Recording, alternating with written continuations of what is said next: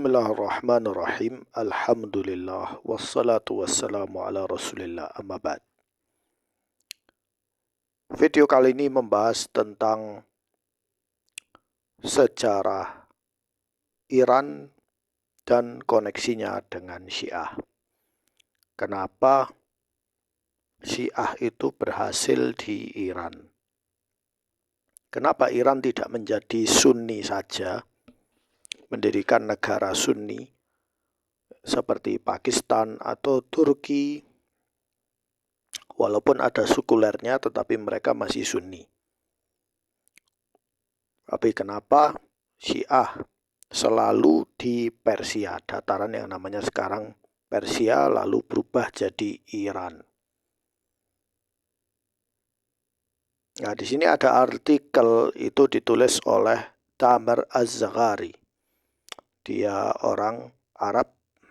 Saya dapat postingan ini di Facebook.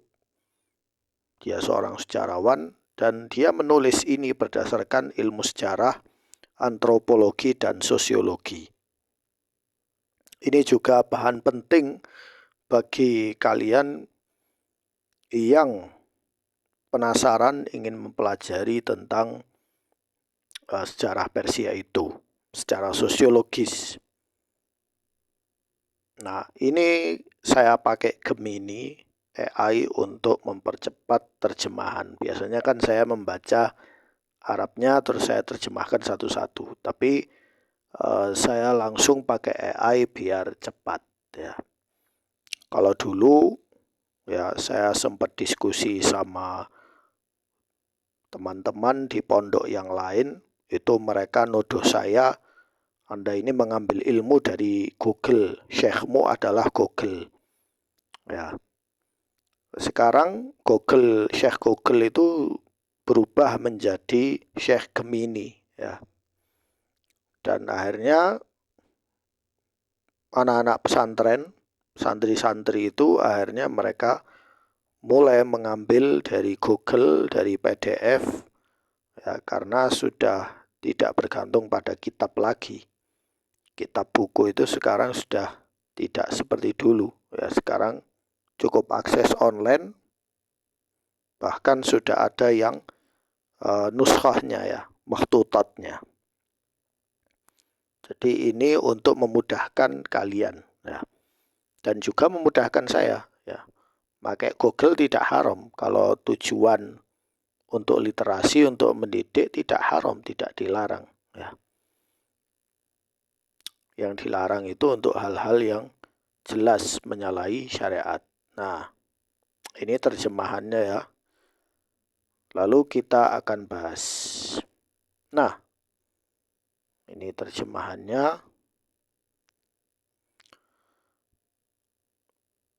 Identitas Iran, Hawiyah, Al-Hawiyah Al-Iraniyah, adalah kesetiaan pada madhab, tanah air, dan bahasa. Kalau di Indonesia kan satu nusa, satu bangsa, satu bahasa. Tapi kalau Iran, satu madhab, satu tanah air, dan satu bahasa. Ya. Jadi itu. Satu madhab, satu tanah air, dan satu bahasa. Namun orang Arab seringkali setia pada agama tanpa bahasanya. Jadi beliau menulis artikel ini juga mengkritik orang Arab ya. Atau pada bahasa tanpa agamanya, atau pada tanah asing yang jauh hanya karena nenek moyang mereka berasal dari sana. Apa maksud dari pernyataan beliau seperti ini? Maksudnya orang Arab seringkali setia pada agama tanpa bahasanya. Maksudnya dia ada berapa orang Arab itu yang secara umum memang sama agamanya Islam, mereka sangat penting memprioritaskan agama, sehingga mereka tidak fokus pada bahasa Arab lagi. Ya, contohnya orang Arab yang hijrah ke Indonesia, ke Cina, ke negara lain, mereka tetap membawa syariat Islam, madhab, nah, tetapi mereka ketika sudah menikah sama pribumi di negara asing itu, akhirnya mereka tidak menggunakan bahasa Arab lagi untuk kehidupan sehari-harinya. Ya. Cukup pakai bahasa ajam. Atau pada bahasa tanpa agamanya. Jadi mereka yang tetap memakai bahasa Arab, tetapi mereka tidak beragama Islam kembali atau tidak fokus pada belajar agama. Ya, contohnya ada seperti Adonis, Michal Aflaq, terus orang-orang Arab yang mereka itu jadi ateis atau jadi sekuler. Ya. Mereka berbahasa Arab fusha, ngerti balaghah, ngerti khitobah, ngerti syair. Tetapi mereka tidak fokus pada agama, terkontaminasi syu'ubiyah, nasionalisme, komunisme, dan liberalisme. Kemudian ada yang pada tanah asing yang jauh, hanya karena nenek moyang mereka berasal dari sana. Maksudnya apa? Ada beberapa orang Arab yang mereka itu fanatik pada tanah nenek moyang, yang mereka itu berasal dari sana. Contohnya seperti kabilah di Andalus. Di Andalusia itu, waktu orang-orang Arab hijrah ke Andalusia, mereka menetap di sana, terus mendirikan daulah. Nah, mereka akhirnya fanatik pada Andalusia. Ya, tidak ingin kembali ke Jazirah Arab atau ke Afrika atau ke yang lain. Fanatik di situ. Dengan alasan apa? Ibu saya atau nenek saya kelahiran di sini, atau kakek-kakek moyang saya sudah hijrah dari dulu di sini. Ya sudah, saya menetap di sini. Ya, seperti itu. Atau sebaliknya, ada Andalusia, ada Turkistan, ada Bukhara, ada Indonesia, dan lain-lain. Ya. Ada yang sudah fanatisme di sini karena saya memang kakek saya sudah hijrah dari dulu di sini. Jadi saya taksub dengan tanah ini, ya. Walaupun masih Muslim. Nah, di situ. Berbeda dengan Iran. Nah, jadi beliau di sini mengatakan ini adalah lukisan Syah Iran Fatah Ali Shah Qajar bersama 22 putranya saat berburu singa. Nah, ini akan saya tunjukkan lukisannya. Nah, ini lukisannya Shah Qajar ya bersama putra-putranya. Ya, seperti ini.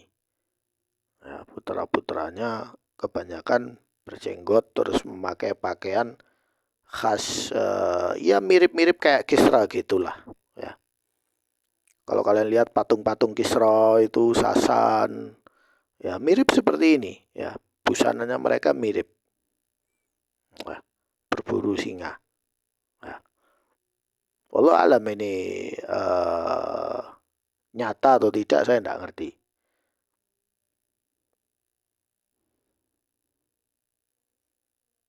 Nah, di sini beliau berkata, saat melihat lukisan yang indah ini, terbesit sebuah pertanyaan di benak saya. Bagaimana mungkin Iran yang beridentitas Persia diperintah oleh dinasti-dinasti kerajaan non-Persia?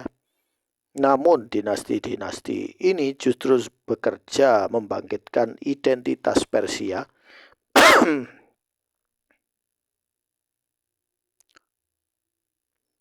serta berkontribusi membela Iran meskipun mereka harus memusuhi bangsa asal mereka sendiri. Jadi yang kita lihat di lukisan tadi itu mereka bukan murni orang Persia, bukan. Ya. Shah Qajar, dari mana mereka ini? Nah, kita lihat di sini, Iran itu telah diperintah oleh banyak dinasti. Bukan satu dinasti ya. Dan tiap dinasti itu memiliki latar belakang asal-usul yang berbeda. Pertama, dinasti Safawiyah. berasal dari etnis Azeri. Azerbaijan. Sekarang ini Azerbaijan. Mereka bukan orang Persia, ya, bukan DNA Persia, ya. Kemudian dinasti Afshariyah berasal dari etnis Turki. Kemudian dinasti Zend berasal dari etnis Kurdi. Kemudian dinasti Qajar berasal dari etnis Mongol. Kemudian dinasti Pahlavi atau Pahlavi satu-satunya yang berasal dari etnis Persia, ya. Kemudian Khomeini itu keturunan India, orang India, ya. Dan Khamenei itu dari Azeri, etnisnya Azeri, sukunya aslinya Azeri. Jadi lukisan tadi Shah Qajar, berarti Shah Qajar itu dari Mongol, ya. Kalau kalian lihat wajahnya loh kok kayak orang Persia gitu, kayak apa, Raja Sasan, tetapi mereka dari Mongol, ya. Mongol kan wajahnya tidak seperti itu, ya. Tapi kenapa mereka berpakaiannya, ya, janggutnya, ya, alisnya itu kayak orang Persia asli? Nah, di sini alasannya akan saya jelaskan. Jadi kalian harus tonton video ini sampai selesai, ya, bisa jadi pelajaran untuk kuliah kalian yang untuk mahasiswa. Lantas bagaimana dinasti-dinasti yang berbeda asal-usul ini bisa sepakat untuk setia kepada Iran? Padahal akar keturunan mereka berasal dari luar Iran dan identitas asli mereka berbeda dari identitas Iran. Jawaban atas pertanyaan ini berada di tangan pendiri Iran modern. Siapa itu? Shah Ismail pertama dari dinasti Safawiyah. Ketika ia ingin mendirikan kekaisaran baru, ia meletakkan 3 pilar utama sebagai landasannya. Apa 3 pilar utama itu? Yaitu tadi, ya, 1 madhab, 1 bahasa, 1 tanah air. Ya. Nah, kita lihat pertama, kesetiaan pada madhab Syiah. Ia menyadari bahwa Iran harus memiliki madhab yang membedakannya dari wilayah umat Islam lainnya.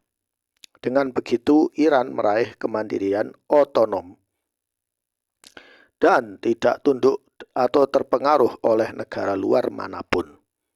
Dari sinilah ia memaksakan madhab Syiah dengan kekuatan, serta menindas umat Sunni melalui penekanan, pembunuhan, dan pemusnahan.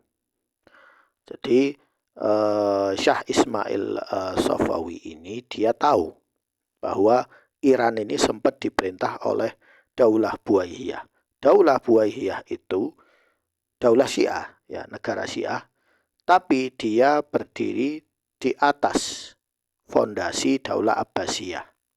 Ya.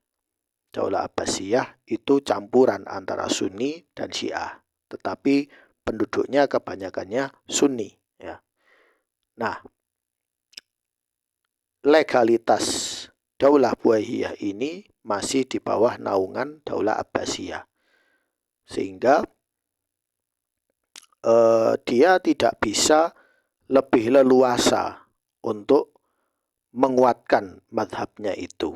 Bahkan terjadi bentrok yang akhirnya menyebabkan berdirinya Daulah Seljukiyah. Daulah Seljukiyah, Bani Seljuk, dari orang-orang Turkman. Nah, akhirnya Daulah Buaihiyah ini tidak bisa bertahan lama, akhirnya runtuh. Lalu berdiri Daulah Ayyubiyah, Daulah Fatimiyah akhirnya disikat sama Salahuddin Al-Ayyubi, ya, lewat ideologi Sunni tadi, Sunni Asy'ari, ya, Sunni kecampuran Asy'ari. Ya. Lalu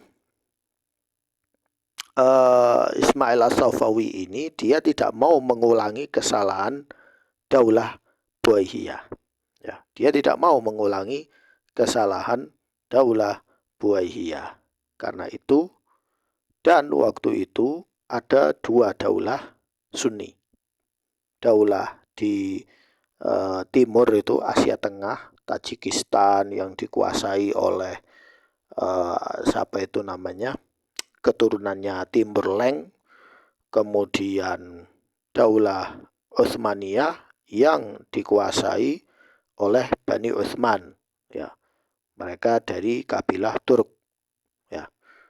Akhirnya Turki Utsmani dan di Tatar Muslim di Asia Tengah ini ancaman, ya.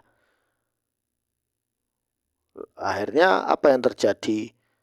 Mau tidak mau Ismail As-Safawi ini yang dulunya itu mereka tarekat Sufi akhirnya bertransformasi menjadi Syiah Itsna Asyariyah. Mereka bertransformasi jadi Syiah Itsna Asyariyah, lalu menjadikan itu sebagai madhab yang wajib. Terjadi pembantaian besar-besaran umat Islam Sunni di Iran. Hanya untuk apa? Supaya tidak umat Islam Sunni di Iran itu tidak punya power untuk melakukan kudeta. Ya, ulama-ulamanya, ininya, ya, itu mengerikan sekali, ya. Ya. Kemudian yang kedua, kesetiaan pada tanah air. Geografi. Ia menganggap dataran tinggi Iranian, ya, itu sebagai acuan geografis yang wajib dianut oleh semua orang dan harus dibela. Meskipun asal-usul mereka berasal dari negara lain. Dataran tinggi Iran dianggap sebagai Iran kecil yang dapat meluas dan menguasai wilayah sekitarnya. Dan jika Iran mengalami kelemahan, dataran tinggi Iran harus tetap bersatu. Ya, kalau kalian buka peta, ya, map itu, Iran itu terdiri dari banyak perbukitan, ya, perbukitan, ya, dataran tinggi, ya. Dan dataran tinggi ini adalah garis merah, ya, yang harus diperkuat. Mau kamu Sunni, Kurdi, Khawarij, Ibadhi atau sejenisnya, kamu harus membela tanah air di bawah naungan bendera Syiah itu, ya. Baik. Kemudian yang ketiga adalah kesetiaan pada bahasa Persia. Kesetiaan pada bahasa dianggap bukan sekedar kata-kata dan huruf yang diucapkan, melainkan kesetiaan pada seluruh kebudayaan dan sejarah. Bahasa menjadi sarana untuk menyatukan birokrasi dan catatan politik, serta membangun mekanisme pengajaran yang jelas demi mencapai kebangkitan ilmu pengetahuan. Selain itu, kesetiaan pada bahasa mengarahkan pada rasa memiliki terhadap sejarahnya dan para raja serta dinasti yang membawanya dari masa lampau. Jadi kekuatan bahasa ini penting karena itu yang menyatukan identitas. Dengan mengadopsi bahasa ini, seorang penguasa menjadi pewaris sah dinasti-dinasti tersebut sebagai pemilik tanah tempat mereka berasal. Dalam kasus Iran, bahasa Persia menjadi pilar ketiga. Tentu saja terlepas dari fakta bahwa bahasa Persia modern telah mengadopsi alfabet Arab serta kosakata dari bahasa Arab dan Mongol, sehingga berbeda dari bahasa Persia sebelum penaklukan Islam. Namun tetap dijadikan salah satu dari tiga pilar identitas Iran. Jadi bahasa Iran kuno dengan bahasa Iran sekarang itu sudah beda, sudah kecampuran kosakata Arab dan Mongol, ya. Baik, tetapi tetap mereka pakai sebagai identitas penyatuan, satu madhab, satu tanah air, satu bahasa, ya. Tujuannya adalah negara ini punya power kuat. Penguasa yang mencoba merusak pilar-pilar ini, walaupun pilar ini sudah diletakkan fondasinya, ternyata ada beberapa penguasa di Iran yang ingin menghapus sistem ini. Nah, bagaimana nasib mereka? Setelah pilar-pilar ini terbentuk, Syah Ismail Safawi menggariskan bahwa penguasa manapun yang memimpin Iran setelahnya harus berpegang teguh padanya. Bahkan jika sebelumnya ia berasal dari etnis lain, begitu ia bermain pada pilar-pilar ini, ia dianggap sebagai orang Iran. Dan benar saja para penguasa setelah Ismail Safawi terus menerapkannya dan tidak berani melanggar hukum ini. Hanya ada dua penguasa yang mencoba mengubah pilar-pilar ini, namun keduanya berakhir dibunuh. Pertama, Syah Ismail kedua mencoba mengembalikan Iran ke mazhab Sunni kembali, menggantikan Syiah Itsna Asyari. Namun ia dibunuh. Kedudukannya sebagai cucu dari Ismail Safawi tidak mampu menyelamatkannya. Kemudian yang kedua, Syah Nadir Afsyar mencoba menjadikan mazhab Syiah Ja'fari sebagai mazhab Sunni kelima melalui upaya pendekatan takrib. Namun ia dibunuh. Kekuatan besar yang dicapainya dan kemenangan militer yang diraihnya tidak mampu menyelamatkannya. Bayangkan, ya, dia ini sekelas panglima, orang kuat, ingin membuat mazhab Syiah Ja'fari supaya sama dengan mazhabnya Sunni, supaya bisa hidup bebarengan, tertib, sudah berhenti, tidak ada musuhan lagi.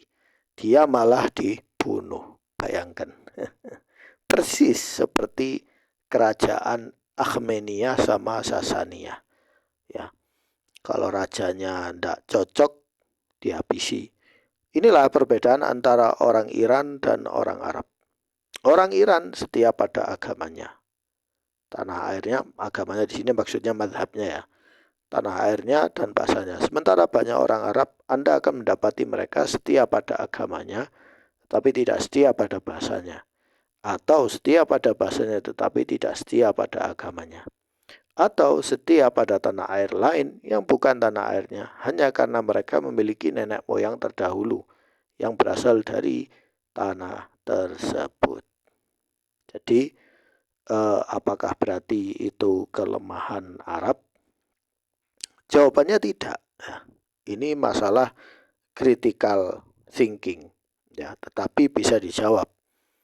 Karena daulah Bani Umayyah itu daulah yang menyatukan bangsa Arab dan bangsa Ajam. Itu disatukan dalam bendera Tauhid. Ya, sehingga berdiri Imperium Islam dari wilayah dataran Khurasan, Himalaya, Turkistan Timur, sampai perbatasan Paris sekarang itu, Prancis. Ya. Namun gara-gara korupsi, kelemahan, kemudian dimanfaatkan oleh sebagian keturunan Bani Hashim, entah itu revolusi Zaid bin Ali bin Hussein, kemudian revolusi yang dilakukan Daulah Abbasiyah dan sejenisnya itu, akhirnya daulah melemah lalu pecah. Jadi Daulah Abbasiyah di timur dan daulah Daulah Abbasiyah dan Daulah Andalus Umawi di barat. Akhirnya terpecah ya. Dunia Islam akhirnya terpecah jadi terbelah. Kemudian di era berikutnya terpecah jadi 3 tempat. Nah, itu terpecahnya umat Islam Sunni ini dimanfaatkan oleh Syiah. Kemudian di tahun-tahun kejatuhan Daulah Utsmaniyah diinvestasikan lagi melalui apa yang disebut dengan jadi Suriah dan Irak dipecah itu, Sykes-Picot, kemudian akhirnya berdiri Israel dan berdiri negara-negara Arab yang terpecah-pecah itu. Lalu ujungnya berdiri negara Persia sendiri, Iran, yang diberi nama Iran. Hanya terpecah-pecah atau kotak-kotak ya, jadi negara-negara kecil. Lalu muncul pan-Arabisme, nasionalisme Arab. Akhirnya gagal. Lalu muncul pan-Islamisme di bawah bendera Ikhwanul Muslimin. Pan Islamisme ini juga gagal karena Ikhwanul Muslimin memasukkan Syiah ke Palestina, ke Syria, Lebanon, Yaman yang akhirnya menyebabkan pembantaian besar. Ya, akhirnya sekarang umat Islam mulai kembali ke Ahlus Sunnah. Itu cara yang betul, yaitu kembali ke Ahlus Sunnah. Kembali ke agama, pemurnian agama pertama kali, setia pada agama, kemudian setia pada bahasa, identitas, karena bahasa itu identitas penting. Kita harus paham bahasa Arab supaya paham sejarah kita, akidah kita, hadis kita, isi tafsir Al-Quran. Kemudian setia pada tanah air, bahwa tanah air ini milik Allah, diwariskan kepada orang-orang yang bertakwa dan musleh, memperbaiki. Walaysa mufsid, bukan yang rusak seperti Syiah. Syiah itu, kalian lihat negara yang diduduki Syiah, Itsna Asyariyah ini merusak, rusak dan merusak. Ya. Sampai sekarang, ya, Yaman krisis, kemudian Irak krisis, kemudian Lebanon sekarang inflasi, ya, Iran sekarang hiperinflasinya sudah kebablasan, ya. Kacau, tidak stabil, ya, karena rusak. Sekarang kita, ini kesempatan kita untuk kembali ke identitas kita, yaitu kesunahan. Kesunahan yang bersih dari sifat tasyayyu'. Nah, kalau cara berislam kita ini murni, tidak ada kesyiahannya, tidak ada pintu untuk mensyiahkan Sunni, maka kita sudah menang. Ya. Proyek Iran itu yang ekspor revolusi itu sudah tidak berlaku kembali. Jadi ini topik tentang alasan kenapa Syiah itu masih kuat di Iran, karena 3 asas ini. Untuk melawan 3 asas ini, kita juga pakai 3 asas itu. Sekian dari saya, semoga bermanfaat.